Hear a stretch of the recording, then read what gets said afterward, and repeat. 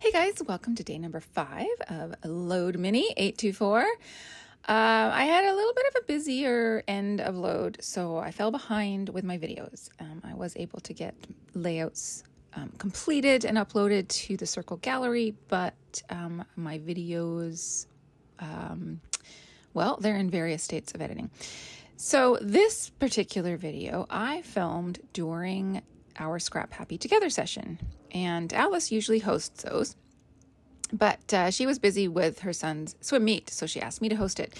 So you're going to see a lot of hand waving, and there's times where I'm not actually working on the layout. I'm clearly talking or showing people things, so just bear with me. But I do get a layout finished in this video. But we are going to call this speed scrapping because I have sped this video up quite a bit.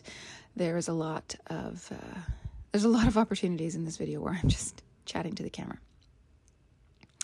Anyways, day number 5, we had a prompt, and it was about the prom. And the story prompt was to scrapbook about something fun or challenging you've done with a group or a team of people. So I had all these photos from the time at the Selfie Museum when we were at Reunion in Charlotte, North Carolina. And it was a lot of fun. I was with a group of people, so that seemed to fit the prompt really well. And I had printed quite a lot of them, so I knew I wanted to make a double-page spread, which is challenging to do on camera like this. It sort of barely fits in screen. So I do apologize if it gets cut off along the bottom every now and then. I did my best, but I was also hosting the ScrapHappy Together session and not super paying attention to what was going on in the screen of my phone. So it's a little rough, but we get there in the end. You may be wondering what a ScrapHappy Together session is. Well, as a member of the ScrapHappy community, you have access to 4 different live streams every month, and 2 of them are what we call ScrapHappy Together, and they are more informal. They're not recorded, and there's no special guests, there's no theme. It's just time for us to gather and chat, work on projects, share various information with each other, like about whatever we're working on or something in the scrapbooking industry or just life in general. I think during this one we talked about various weather patterns in our regions and different collections that had come out that we were looking forward to. And at one point we talked about December Daily, and I showed the various states of completion and incompletion of my albums, that sort of thing. So it's very loose, but lots of fun. Think of it as a virtual crop. You just get to turn on the TV and chat with your friends and work on something on your desk. The other 2 live events that you get to participate in and you get as part of your membership, one is called Happy Hour, and that is just for ScrapHappy members. And that one we generally have a guest or we have a particular topic that we're talking about. So it's more formal. It is recorded. You get the monthly, or they get replays in the Circle area, so you can watch whenever you have an opportunity. And then the other one is Scrapbook Live. Now that one is available for the public. You do have to be on the email list in order to be given access to the Zoom link and password.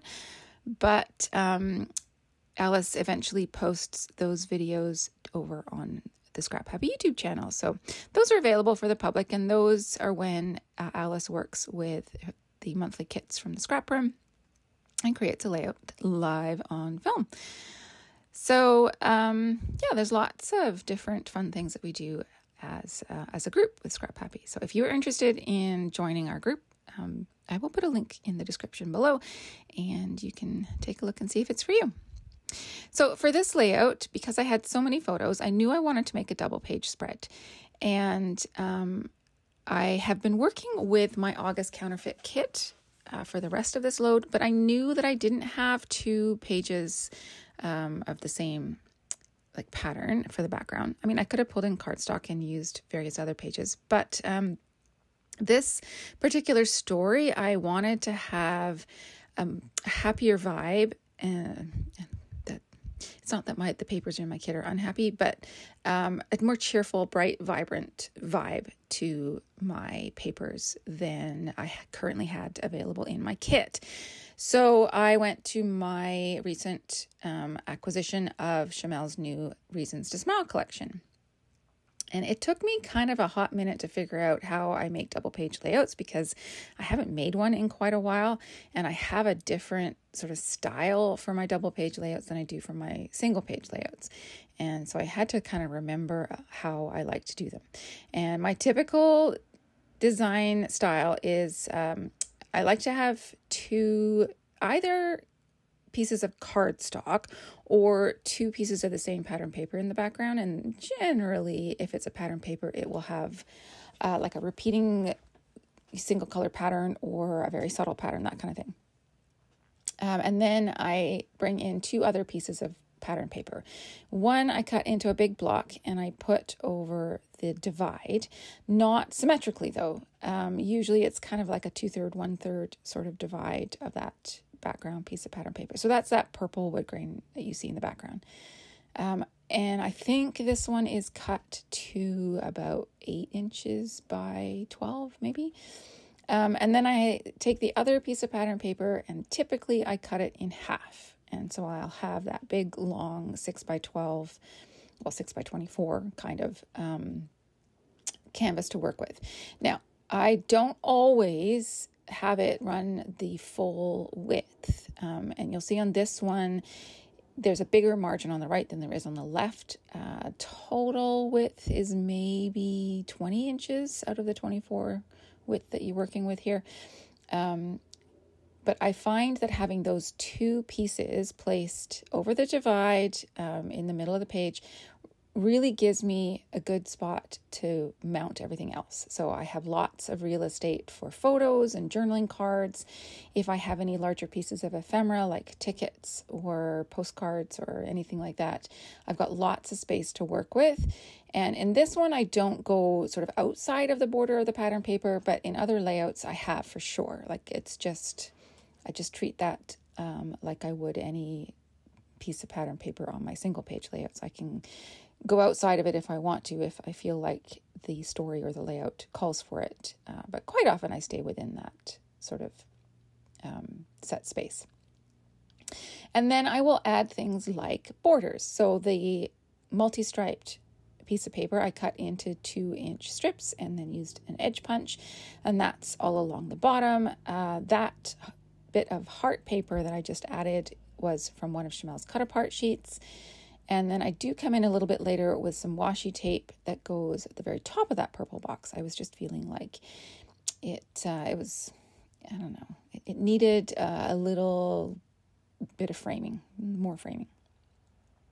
The other thing that I like to do with my double page layouts is use larger die cuts. So that very large camera I've pulled out, that one is in my August Counterfeit Kit. And I have pulled it out to try and work it into several different layouts, and it has felt too big. So this is the opportunity to use it. When I have that much more real estate to work with, a large die cut like that can help fill the space, but also it doesn't feel overwhelming and it doesn't take away from the photos or the stories because you have so much more space to work with. And in this case, I have layered it up with one of Chamel's die cuts. And I am balancing it out with that little round dark die cut, which I eventually move. But that is another trick. So if you have a large, sort of visually heavy die cut that you're trying to work onto your layout, you can totally make it work, but it does require you to balance it by putting something dark on a different spot, typically kind of kitty corner. It doesn't have to be the same size. It just has to be sort of visually the same weight. So in this case, it's that round black die cut over on the far left. And then it's just a matter of getting in my title and adding a few extra embellishments. So the technique prompt for today was to use glitter or a sparkling element. So I've got that in two ways. I've got these glittery white thickers that I'm putting in for my title. And then I also had the sequins that Sarah Scraps gave us during reunion. My little sequin pack was, I think, called 80s something about the 80s, which felt like it also was completely appropriate for a Footloose themed load, bring in something with an 80s theme. And then I'm just trying to pull in a few little extra bits. Shamel always has camera stickers and die cuts and all sorts of things in her embellishment packs. So I've pulled in 3 different camera stickers and I've just scattered them about. Now I'm adding the sequins. I have that journaling block for journaling. I'm not going to do that while I'm live during the Zoom because I needed to be able to keep the conversation going as well. And you can't do that while you're trying to think and write and all that kind of stuff. So I'm just placing some of the sequins around, dotting them around. And you'll see eventually I have a close-up of the finished layout, and I have a couple more little bits and pieces that I add after I turn the camera off. But for the most part, this is the layout completed.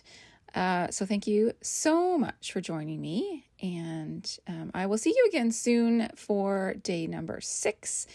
And I am looking forward to having you join me for future loads. So thanks, guys, and have a great day. Bye.